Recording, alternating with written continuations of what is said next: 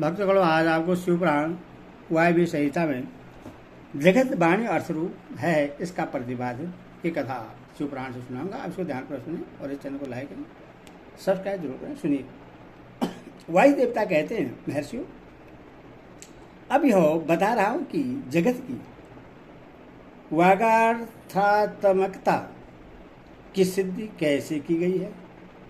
6 अदवाओं मांगों का सम्यक ज्ञान मैं संक्षेप से ही करा रहा हूं, विस्तार से नहीं। कोई भी ऐसा अर्थ नहीं है जो बिना शब्द का हो, और कोई भी ऐसा शब्द नहीं है जो बिना अर्थ का हो। अथवा समयानुसार सभी शब्द संपूर्ण अर्थों के बोधक होते हैं। प्रकृति का यह परिमाण शब्द भावना और अर्थ भावना के भेद से 2 प्रकार का है। उससे परमात्मा शिव तथा पार्वती की प्राकृतिक मूर्ति कहते हैं। उनकी जो शब्दमयी विभूति है उससे विद्वान 3 प्रकार की बताते हैं, स्थूल, सूक्ष्म और परा। स्थूल वह है जो कानों को प्रत्यक्ष सुनाई देती है, जो केवल चिंतन में आती है, और वह सुषमा कही गई है। और जो चिंतन की भी सीमा से परे है उसे परा कहा गया है। वह शक्ति स्वरूपा है। वही शिव तत्व की आश्रित रहने वाली पराशक्ति कही गई है।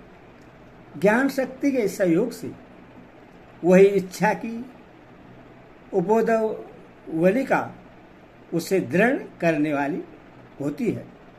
वह संपूर्ण शक्तियों की समष्टि रूपा है। वही सत्य तत्व के नाम से विख्यात हो समस्त कार्य समूह की मूल प्रकृति मानी गई है। उसी को कुंडलिनी कहा गया है। वही विशुद्धा धौपरा माया है। वह स्वरूपतः विभाग रहित होती हुई भी 6 अदवाओं के रूप में विस्तार को प्राप्त होती है। उन 6 अदवाओं में से 3 तो शब्द रूप हैं और 3 अर्थ रूप बतलाए गए हैं। सभी पुरुषों को आत्मशुद्धि के अनुरूप संपूर्ण तत्वों के विभाग से लय और भोग के अधिकार प्राप्त होते हैं। वे संपूर्ण तत्व कलाओं द्वारा यथायोग्य प्राप्त हैं। परा प्रकृति के जो आदि में 5 प्रकार के परिणाम होते हैं वही निर्वृत्ति आदि कलाएं हैं। मंत्राधवा, पदाधवा और वर्णाधवा, ये 3 अधवा शब्द से संबंध रखते हैं, तथा भुवनाधवा, तत्वाधवा और कलाधवा, ये 3 अर्थ से संबंध रखने वाले हैं। इन सब में भी परस्पर व्याप्त व्यापक भाव बनाया जाता है। संपूर्ण मंत्र पदों से व्याप्त है क्योंकि वे वाह के रूप हैं। संपूर्ण पद भी वर्णों से व्याप्त है क्योंकि विद्वान पुरुष वर्णों के समूह को ही पद कहते हैं। वे वर्ण भी भुवनों में व्याप्त हैं क्योंकि उन्हीं में उनकी उपलब्धि होती है। भुवन भी तत्वों के समूह द्वारा बाहर भीतर से व्याप्त है क्योंकि उनकी उत्पत्ति ही तत्वों से हुई है। उन कारणभूत तत्वों से ही उनका आरंभ हुआ है। अनेक भुवन उनके अंदर से ही प्रकट हुए हैं। उनमें से कुछ तो पुराणों में प्रसिद्ध है। अन्य भुवनों का ज्ञान शिव संबंधी आगम से प्राप्त करना चाहिए। कुछ तत्व सांख्य और योग शास्त्रों में भी प्रसिद्ध है।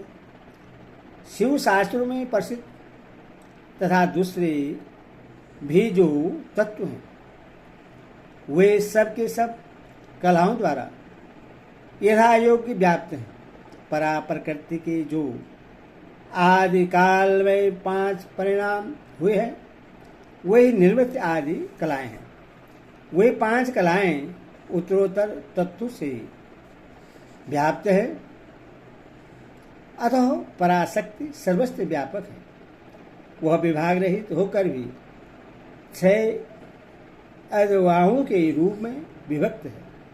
शक्ति से लेकर पृथ्वी तत्व पर्यंत संपूर्ण तत्वों का प्रादुर्भाव शिव तत्व से हुआ है। अतः जैसे घड़े आदि मिट्टी से व्याप्त है, उसी प्रकार वे सारे तत्व एकमात्र शिव से ही व्याप्त हैं, जो 6 अद्वाओं से प्राप्त होने वाला है वही शिव का परम धाम है। 5 तत्वों के शोधन से व्यापिका और अव्यापिका शक्ति जानी जाती है। निवृत्त कला के द्वारा रुद्रलोक पर्यंत ब्रह्मांड की स्थिति का शोधन होता है। प्रतिष्ठा कला द्वारा उससे भी ऊपर जहाँ तक अव्यक्त की सीमा है वहाँ तक की शोध की जाती है। मध्यवर्तिनी विद्या कला द्वारा उससे भी ऊपर विघ्नेश्वर पर्यंत स्थान का शोधन होता है। शांति कला द्वारा उससे भी ऊपर की स्थान का तथा शांति तिता कला के द्वारा अधवा के अंत तक का शोधन हो जाता है। उसी को परम व्योम कहा गया है। ये 5 तत्व बतलाए गए हैं जिनसे संपूर्ण जगत व्याप्त है। वही साधकों को यह सब कुछ देखना चाहिए। जो अर्धवा की व्याप्ति को न जानकर शोधन करना चाहता है वह शुद्धि से वंचित रह जाता है, उसके फल को नहीं पा सकता। उसका सारा परिश्रम व्यर्थ केवल नरक की ही प्राप्ति कराने वाला होता है। शक्तिपात का सहयोग हुए बिना तत्वों का ठीक ठीक ज्ञान नहीं हो सकता। उसकी व्याप्ति और वृद्धि का ज्ञान भी असंभव है। शिव की जो चित स्वरूपा परमेश्वरी पराशक्ति है वही आज्ञा है। उस कारण रूपा आज्ञा के सहयोग से ही शिव संपूर्ण शिव के अधिष्ठाता होते हैं। विचार दृष्टि से देखा जाए तो आत्मा में कभी विकार नहीं होता। यह विकार की प्रतीति माया मात्र है, न तो बंधन है और न उस बंधन से छुटकारा दिलाने वाली कोई मुक्ति है। शिव की जो अभिविचारिणी पराशक्ति है वही संपूर्ण ऐश्वर्य की पराकाष्ठा है। वह उन्हीं के समान धर्म वाली है और विशेषतः उनके उन विलक्षण भावों से युक्त है। उसी शक्ति के साथ शिव ग्रस्त बने हुए हैं और वह भी सदा उन शिव के ही साथ उनकी गृहिणी बनकर रहती है। जो प्रकृतिजन्य जगत रूपकारी है वही उन शिव दंपति की संतान है। शिव करता है और शक्ति कारण, यही उन दोनों का भेद है। वास्तव में एकमात्र साक्षात शिव ही 2 रूपों में स्थित हैं।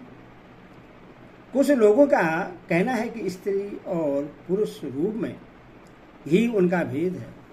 अन्य लोग कहते हैं कि पराशक्ति शिव में नित्य समावेत है। जैसे प्रभा सूर्य से भिन्न नहीं है, उसी प्रकार चित्त स्वरूपिणी पराशक्ति शिव से अभिन्न नहीं है। यही सिद्धांत है। अतः शिव परम कारण है, उनकी आज्ञा ही परमेश्वरी है। उसी से प्रेरित होकर शिव की अविनाशी मूल प्रकृति कार्य भेद से महामाया, माया और त्रिगुणात्मिका प्रकृति इन 3 रूपों में स्थित हो 6 अद्वाओं को प्रकट करती है। वह 6 प्रकार का अथवा बागर्थमय है, वही संपूर्ण जगत के रूप में स्थित है। सभी शास्त्र समूह इसी भाव का विस्तार से प्रतिपादन करते हैं। ओम नमः शिवाय।